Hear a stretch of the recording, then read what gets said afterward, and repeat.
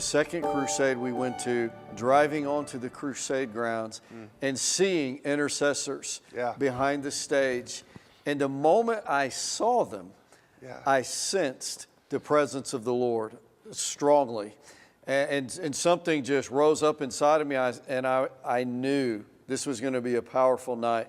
And I know that, something happened that night that I think is almost a defining moment for the ministry. Share that, because everybody needs to hear that. Sure. So that particular night, there was a young lady there, and she'd been ran over by a bus in Honduras.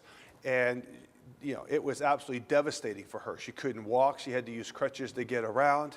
She was in a lot of pain, and they were out of money. They had tried everything they could to find a remedy. And so they came to the crusade that night, and the Lord was really stirring things through. There was a very strong intercessory call on that night. You're right. We had a real sense of the fear of the Lord in that meeting.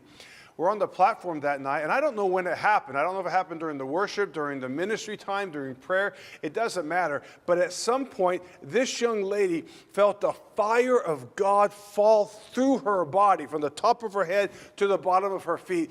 And suddenly, she was completely made whole. All that pain was gone.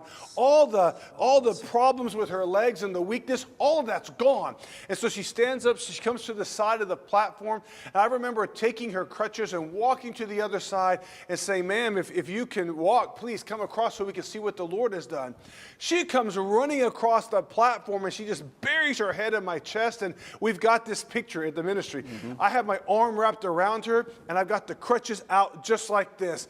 And when that's happening, there are two things going through my mind. One, I'm never going to forget this because it's such an incredible miracle. But as I'm thinking about how awesome this moment is, the Lord spoke something, and this is that defining word for lowly. He says, "Stephen, the God of Africa is the God of Latin America."